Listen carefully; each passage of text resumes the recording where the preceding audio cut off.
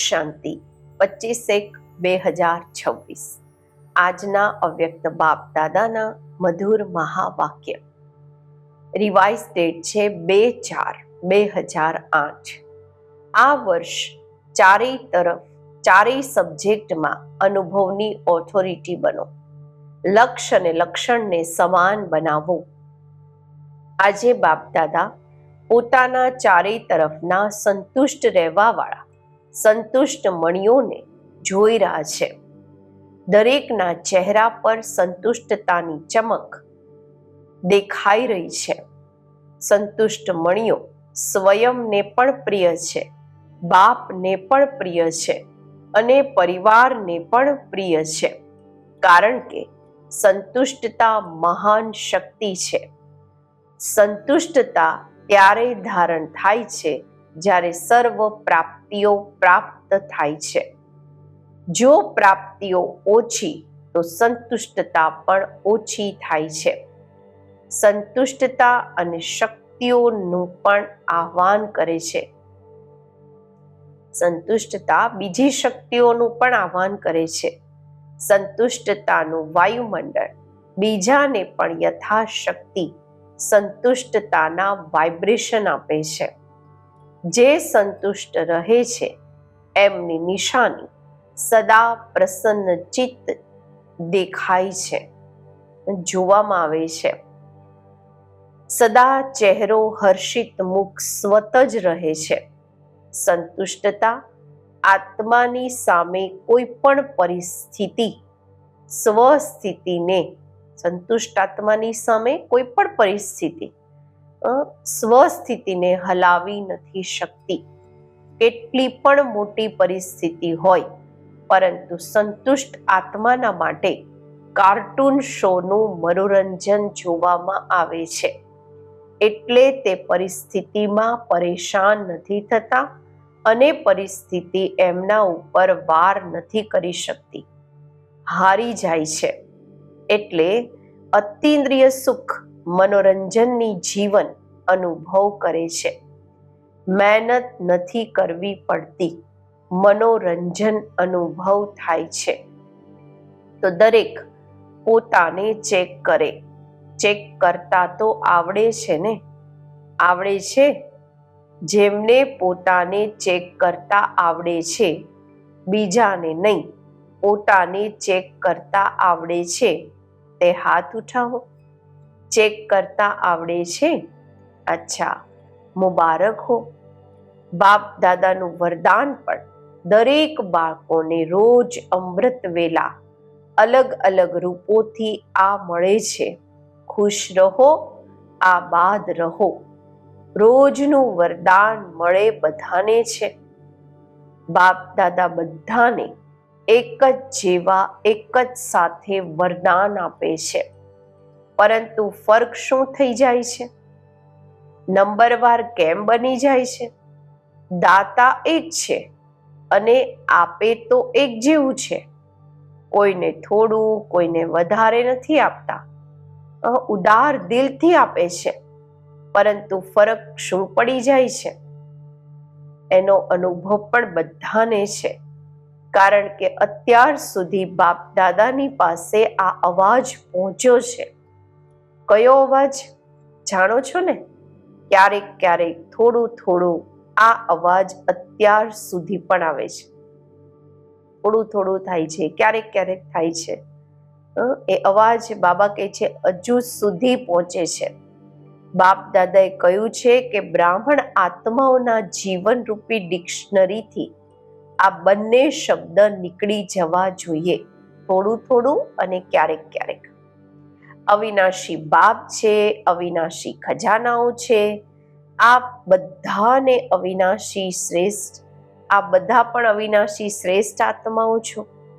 તો કયો શબ્દ હોવો જોઈએ? ક્યારેક ક્યારેક કે હંમેશા? દરેક ખજાનાની આગળ ચેક કરો. સર્વ શક્તિઓ સદા છે, સર્વ ગુણ સદા છે. તમારા બધાના ભક્ત જ્યારે તમારા ગુણ ગાય છે તો શું કહે છે? ક્યારેક ક્યારેક ગુણદાતા એવું કહે છે? બાપ દાદાના દરેક વરદાનમાં સદા શબ્દ કહેવામાં આવે છે. બાપ દાદાએ પણ દરેક વરદાનમાં સદા શબ્દ જ પ્રયોગ કર્યો છે. સદા સર્વશક્તિવાન, ક્યારેક શક્તિવાન, ક્યારેક સર્વશક્તિવાન એવું તો નથી કહ્યું. દરેક સમયે બે શબ્દ તમે પણ કહો છો, બાપ પણ કહે છે, સમાન બનો. આ નથી કહેતા થોડું થોડું સમાન બનો, સંપન્ન અને સંપૂર્ણ. તો બાળકો ક્યારેક ક્યારેક શું કરે છે? બાપ દાદા પણ ખેલ તો જુએ છે ને. બાળકોનો ખેલ તો જોતા જ રહે છે. બાળકો શું કરે છે? કોઈ કોઈ, બધા નહીં, જે વરદાન મળ્યું એ વરદાનને વિચારીને, વર્ણન કરીને નોટબુકમાં લખે છે, નોટ કરે છે, યાદ પણ કરે છે, પરંતુ વરદાન રૂપી બીજને ફલીભૂત નથી કરતા. બીજથી ફળ નથી નીકળી શકતું, કાઢી નથી શકતા. માત્ર વર્ણન કરીને ખુશ ખૂબ થાય છે. ખૂબ સારું વરદાન છે, વરદાન છે બીજ, પરંતુ બીજને જેટલું ફલીભૂત કરે છે એટલું જ તે વૃદ્ધિને પામે છે. ફલીભૂત કરવાનું રહસ્ય શું છે? સમય પર કાર્યમાં લગાવવું. કાર્યમાં લગાવવું ભૂલી જાય, માત્ર કોપીમાં જોઈ વર્ણન કરી ખૂબ સારું, ખૂબ સારું એવું કરે છે ને. બાબાએ વરદાન ખૂબ સારું આપ્યું છે, પરંતુ કોના માટે આપ્યું છે? એને ફલીભૂત કરવાના માટે આપ્યું છે. બીજથી ફળનો વિસ્તાર થાય છે. વરદાનને સિમરણ કરે છે, પરંતુ વરદાન સ્વરૂપ બનવામાં નંબર 12 બની જાય છે. અને બાપ દાદા દરેકના ભાગ્યને જોઈ હર્ષિત થતા રહે છે, ખુશ થતા રહે છે. પરંતુ બાપ દાદાની દિલની આશ પહેલા પણ સંભળાવ્યું છે. યાદ છે હોમવર્ક? બાબા કહે છે ઘણા બાળકોએ રિહાનમાં કે પત્રો દ્વારા, ઈમેલ દ્વારા રિઝલ્ટ લખી પણ છે. સારું છે, અટેન્શન ગયું છે, પરંતુ જે બાપ દાદાને શબ્દ સારા લાગે છે, સદા, હંમેશા, તે છે. તમે બધા જે પણ આવ્યા છે, ચાહે સાંભળ્યું છે, ચાહે વાંચ્યું છે, પરંતુ 1 મહિનામાં હોમવર્કમાં 1 મહિનો થયો છે, બસ, વધારે નથી થયો. તો 1 મહિનામાં લક્ષ્ય તો રાખ્યું છે, એકબીજામાં વર્ણન પણ કર્યું છે, પરંતુ જે 1 મહિનામાં હોમવર્કમાં સારા માર્ક્સ લેવાવાળા બન્યા છે તે હાથ ઉઠાવો. જે પાસ થયા છે, પાસ થયા છે, pass with honour, pass with honour ઉઠો. પાસ વિથ ઓનરનું દર્શન કરવું જોઈએ ને. માતાઓ નથી, બહેનોમાં ટીચર્સે હાથ નથી ઉઠાવ્યો, કોઈ નથી. મધુબનવાળા, આ તો ખૂબ ઓછી રિઝલ્ટ છે. ઘણા થોડા ઉઠ્યા છે બાબાની સામે. અચ્છા, સેન્ટર્સ પણ હશે. મુબારક હો, તાળી તો વગાડો. બાપ દાદા મુસ્કુરાય છે, હર્ષિત થાય છે કે જ્યારે બાપ દાદા પૂછે છે કે બાપ દાદાથી કેટલો પ્યાર છે, કોનો પ્યાર છે, તો શું જવાબ આપે છે? બાબા એટલો છે જે કહી નથી શકતા. જવાબ તો ખૂબ સારો આપે છે. બાપ દાદા પણ ખુશ થઈ જાય છે. પરંતુ પ્યારનું સબૂત શું? આજકાલની દુનિયામાં બોડી કોન્શિયસના પ્યારવાળા તો જાન પણ કુરબાન કરી દે છે, પ્રાણ આપી દે છે. પરમાત્મા પ્યારની પાછળ મુશ્કેલનો અનુભવ કેમ? બાપ દાદાએ કહ્યું અને બાળકોએ કર્યું. ગીત તો ખૂબ સારા સારા ગાઓ છો. બાબા, અમે બધું ન્યોછાવર કરવાવાળા પરવાના છીએ, ક્ષમા પર ફિદા થવાવાળા છીએ. તો આ કારણ શબ્દને સ્વાહા નથી કરી શકતા. અત્યારે તો આ વર્ષનો લાસ્ટ આવી ગયો. બીજા વર્ષમાં શું થાય એ તો તમે અને બાપ જોઈ રહ્યા છે, જોશે. પરંતુ શું આ એક શબ્દ સમયને જોઈ તમે લોકો કહો છો ને, સમયની પુકાર છે, ભક્તોની પુકાર, સમયની પુકાર, દુઃખી આત્માઓની પુકાર, તમારા સ્નેહી સહયોગી આત્માઓની પુકાર તમે જ પૂર્ણ કરશો ને. તમારું ટાઇટલ શું છે? તમારું કર્તવ્ય શું છે? કયા કર્તવ્યના માટે બ્રાહ્મણ બન્યા છો?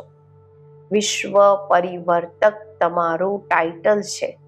વિશ્વ પરિવર્તન તમારું કાર્ય છે. અને સાથી કોણ છે? બાપ દાદાની સાથે સાથે આ કાર્યમાં નિમિત્ત બન્યા છો. તો શું કરવાનું છે? અત્યારે પણ હાથ ઉઠાવરાવશે, કરશે તો હાથ તો બધા ઉઠાવશે, બધા ઉઠાવી લે છે. લક્ષ્ય રાખ્યું છે. બાપ દાદાએ જોયું, ટોટલ આ વર્ષની સિઝનમાં બધાએ સંકલ્પ કર્યો, પરંતુ સફળતાની ચાવી દ્રઢતા કરવાનું જ છે. એની બદલે ક્યારેક ક્યારેક કરી રહ્યા છે, ચાલી રહ્યા છે, કરી જ લઈશું. આ સંકલ્પ દ્રઢતાને સાધારણ બનાવી દે છે. દ્રઢતામાં કારણ શબ્દ આવતો જ નથી, નિવારણ થઈ જાય છે. કારણ આવે પણ છે, પરંતુ ચેકિંગ થવાના કારણે કારણ નિવારણમાં બદલાઈ જાય છે. બાપ દાદાએ રિઝલ્ટમાં ચેક કર્યું તો શું જોયું? જ્ઞાની, યોગી, ધારણા સ્વરૂપ, સેવાધારી, ચારેય સબ્જેક્ટમાં, ચારેય વિષયમાં દરેક યથાશક્તિ જ્ઞાની પણ છે, યોગી પણ છે, ધારણા પણ કરી રહ્યા છે, સેવા પણ કરી રહ્યા છે. પરંતુ ચારેય વિષયમાં અનુભવ સ્વરૂપ, અનુભવના ઓથોરિટી, એની કમી જોવામાં આવી. અનુભવી સ્વરૂપ, જ્ઞાન સ્વરૂપમાં પણ અનુભવી સ્વરૂપ, અર્થાત જ્ઞાનને નોલેજ કહેવામાં આવે છે. તો અનુભવી મૂર્ત આત્મામાં નોલેજ અર્થાત સમજ છે કે શું કરવાનું છે, શું નથી કરવાનું. નોલેજની લાઇટ અને માઇટ તો અનુભવી સ્વરૂપનો અર્થ જ છે. જ્ઞાની તું આત્માના દરેક કર્મમાં લાઇટ અને માઇટ નેચરલ હોવી જોઈએ. જ્ઞાની એટલે જ્ઞાન, નોલેજને જાણવું, વર્ણન કરવું. જ્ઞાનીનો અર્થ શું છે? કે જ્ઞાનને, નોલેજને જાણવું, એનું વર્ણન કરવું, એની સાથે સાથે દરેક કર્મમાં લાઇટ, માઇટ હોય. અનુભવી સ્વરૂપથી દરેક કર્મમાં નેચરલ, શ્રેષ્ઠ, દરેક કર્મ નેચરલ હોય અને શ્રેષ્ઠ, સફળ હોય. મહેનત ન કરવી પડે, કારણ કે જ્ઞાનના અનુભવી મૂર્ત છે. અનુભવની ઓથોરિટી બધી ઓથોરિટીથી શ્રેષ્ઠ છે. જ્ઞાનને જાણવું અને જ્ઞાનના અનુભવ સ્વરૂપના ઓથોરિટીમાં દરેક કર્મ કરવું, એમાં અંતર છે. તો અનુભવી સ્વરૂપ છો, ચેક કરો. ચારેય વિષયમાં આત્મા છું, પરંતુ અનુભવી સ્વરૂપ થઈને દરેક કર્મ કરીએ છીએ. અનુભવની ઓથોરિટીની સીટ પર સેટ છીએ. તો શ્રેષ્ઠ કર્મ, સફળતા સ્વરૂપ કર્મ ઓથોરિટીની સામે નેચરલ નેચર જોવામાં આવશે. વિચારે છે, પરંતુ અનુભવી સ્વરૂપ બનવું યોગયુક્ત, રાજયુક્ત નેચર થઈ જાય, નેચરલ થઈ જાય. ધારણામાં પણ સર્વગુણ સ્વત જ દરેક કર્મમાં જોવામાં આવે. એવા અનુભવી સ્વરૂપમાં સદા રહેવું, અનુભવની સીટ પર સેટ થવું, એની આવશ્યકતાનું અટેન્શન રાખવું, આ આવશ્યક છે. અનુભવના ઓથોરિટીની સીટ ખૂબ મહાન છે. અનુભવીને માયા પણ મટાવી નથી શકતી.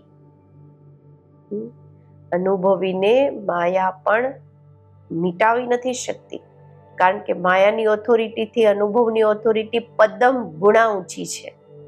વિચારવું અલગ છે, મનન કરવું અલગ છે. અનુભવી સ્વરૂપ બનીને ચાલવું અત્યારે એની આવશ્યકતા છે. તો હવે આ વર્ષમાં શું કરશો? બાપ દાદાએ જોયું એક સબ્જેક્ટમાં મેજોરિટી પાસ છે. કયા વિષયમાં? કઈ સબ્જેક્ટમાં? સેવાની સબ્જેક્ટ. ચારેય તરફથી બાબાની પાસે સેવાના રેકોર્ડ ખૂબ સારા આવ્યા છે અને સેવાનો ઉમંગ ઉત્સાહ આ વર્ષના સેવા સમાચારોના હિસાબથી સારો જોવામાં આવ્યો. દરેક વર્ગને, દરેક ઝોનને અલગ અલગ સ્વરૂપથી સેવામાં સફળતા પ્રાપ્ત કરી છે. એની બાપ દાદા દરેક ઝોન, દરેક વર્ગને પદમ ગુણા મુબારક આપી રહ્યા છે. મુબારક હો. પ્લાન પણ સારા બનાવ્યા છે, પરંતુ હવે સમયના પ્રમાણે અચાનકની સિઝન છે. પોતાને જોયા, તમે જોયું, સાંભળ્યું હશે કે આ વર્ષમાં કેટલા બ્રાહ્મણ અચાનક ગયા છે. તો અચાનકની ઘંટડી, અચાનકનો ડંકો તો અત્યારે તેજ થઈ રહ્યો છે. તે પ્રમાણે હવે આ વર્ષ ચારેય વિષયમાં હું અનુભવી સ્વરૂપ ક્યાં સુધી બન્યો છું? કારણ કે ચારેય વિષયમાં સારા માર્ક્સ જોઈએ. જો એક પણ વિષયમાં પાસ માર્ક્સથી ઓછું હશે તો પાસ વિથ ઓનર, માળાના મણકા, બાપ દાદાના ગળાનો હાર કેવી રીતે બનશો? કોઈ પણ રૂપમાં હાર ખાવાવાળા બાપના ગળાનો હાર નથી બની શકતા. અને અહીંયા હાથ ઉઠાવડાવે છે તો બધા શું કહે છે? લક્ષ્મી નારાયણ બનીશું. ચાલો, લક્ષ્મી નારાયણ કે લક્ષ્મી નારાયણના પરિવારમાં સાથી, તે પણ બનવું શ્રેષ્ઠ પદ છે. એટલે બાપ દાદા માત્ર એક શબ્દ કહે છે, હવે તીવ્ર ગતિથી ઉડતી કળામાં ઉડતા રહો અને પોતાને ઉડતી કળાના વાઇબ્રેશનથી વાયુમંડળમાં સહયોગનું વાયુમંડળ ફેલાવો. શું જ્યારે પ્રકૃતિના માટે તમે બધાએ ચેલેન્જ કરી છે કે પ્રકૃતિને પણ પરિવર્તન કરીને જ છોડીશું? છે ને વાયદો કર્યો છે.